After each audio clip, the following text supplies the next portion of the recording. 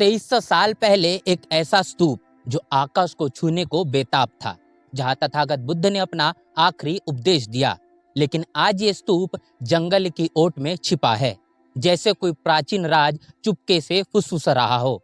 जी हाँ, हम बात कर रहे हैं बिहार के केसरिया स्तूप की। बिहार की धरती जहां बहुजन समाज की जड़ें बौद्ध काल से गहरी है। ये स्तूप बहुजनों की धरोहर का जीता जागता प्रतीक है। आज के इस वीडियो में हम सफर करेंगे और खोलेंगे उन तमाम ऐतिहासिक वजूद का राज और निर्माण का इतिहास, खासियतें और संरक्षण की जरूरत। तो तैयार है? चलिए शुरू करते हैं। दोस्तों, बिहार सिर्फ मगध की राजधानी नहीं, बल्कि बहुजन समाज की वैचारिक क्रांति का गढ़ है। प्राचीन काल में वैशाली के लिच्छवी गणराज्य ने दुनिया को पहला लोकतांत्रिक मॉडल दिया, जहां बहुजन यानी सामान्य जन राजा नहीं बल्कि सभा के फैसले से शासन चलाते थे। बौद्ध धर्म जो दमन के खिलाफ आवाज था, यही फला और फूला। तथागत बुद्ध ने यह समानता का संदेश दिया, जो आज भी बहुजनों के संघर्ष की प्रेरणा है।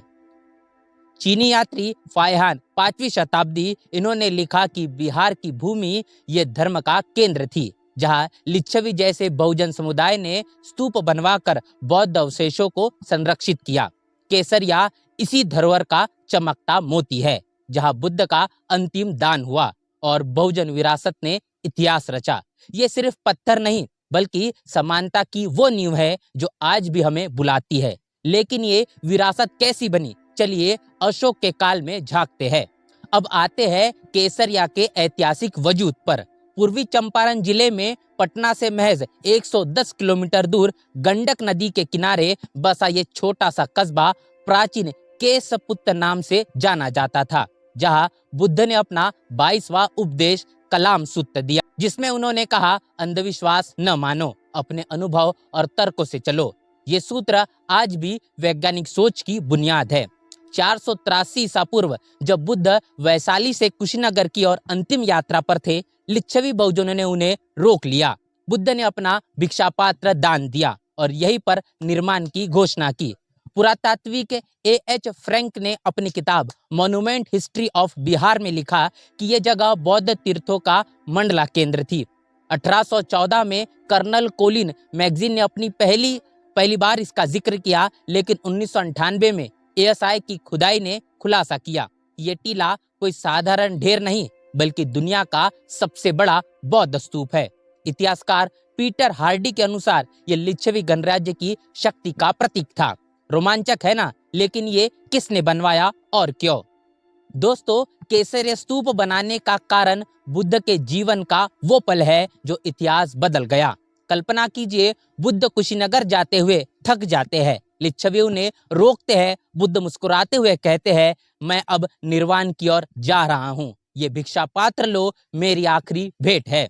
ये दान बहुजन समाज के लिए समर्पण का प्रतीक था, जहां बुद्ध ने अपनी आध्यात्मिक संपदा सबको सौंप दी। बौद्ध ग्रंथ महापरिनिब्बाण सूत्र में वर्णन है कि लिच्छवियों ने तुरंत एक छोटा स्तूप बनवाया भिक्षा पात्र रखने के लिए। लेकिन असली क्रांति आई सम्राट अशोक के साथ। कलिंग युद्ध के बाद अशोक बौद्ध बने और उन्होंने पूरे साम्राज्य में 84,000 स्तूप बनवाए। केसरिया पर अशोक का एक स्तंभ मिला, जो साबित करता है कि उन्होंने इसे विस्तार दिया। कारण बुद्ध की स्मृति को अमर बनाना और बहुजन समाज को एकजुट करना।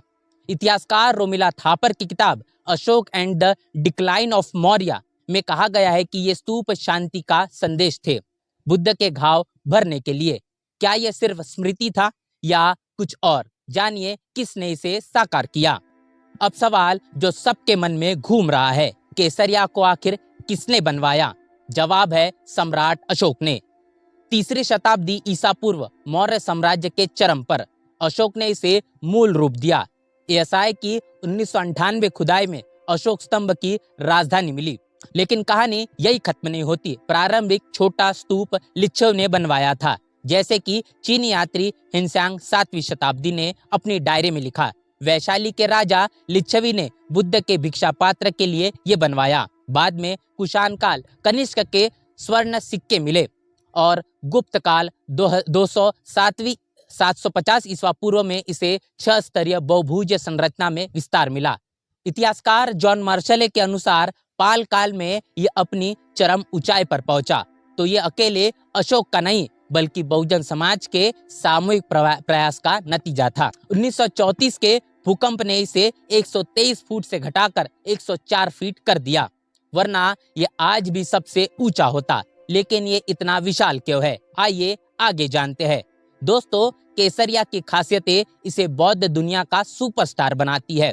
सबसे पहले साइज, परिधि 400 फीट, ऊंचाई 104 फीट, जावा के बोरबुदुर से 1 फीट ऊंचा। एएसआई के अनुसार ये दुनिया का सबसे बड़ा उत्खनित स्तूप है। दूसरी संरचना, 6 स्तरीय मंडला डिजाइन, जहां हर स्तर पर बुद्ध की मूर्तियां भूमि स्पर्श और ध्यान मुद्रा में हैं।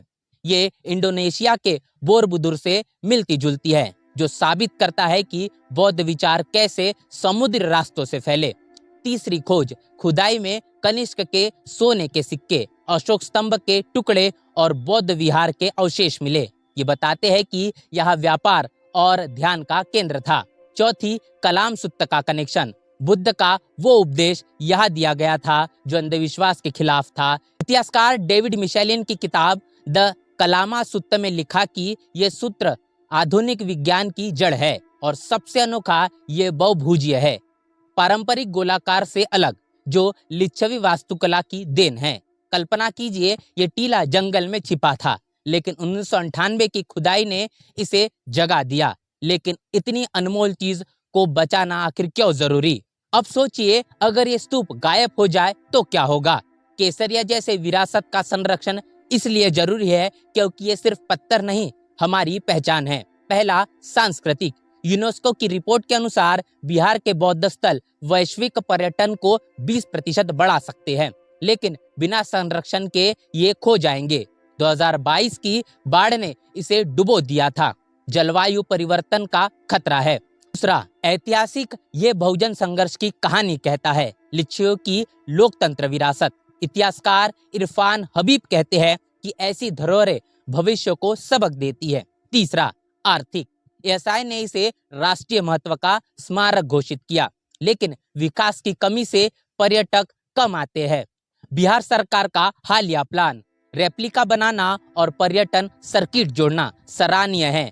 चौथा, आध्यात्मिक। बुद्ध का संदेश आज के असमानता भरे दौर में प्रासंगिक है। संरक्षण न किया जाए तो हम अपनी जड़ें खो देंगे। तो दोस्तों, एएसआई, सरकार और हमारी जिम्मेदारी है इसका संरक्षण करे। पूरे वीडियो को लेकर आपकी राय, आपकी प्रतिक्रिया लिखकर कमेंट बॉक्स में जरूर बताएं। बने रहे नेशनल चौपाल के साथ, मिलते हैं वीडियो में, तब तक के लिए जय भीम, जय भारत। बहुजन समाज की हर खबर पाने के लिए चैनल को सब्सक्राइब करें, लाइक करें, शेयर करें। नेशनल चौपाल को बचाने के लिए ज्वाइन बटन क्लिक करके चैनल की सदस्यता लें और चैनल को आर्थिक मदद करें।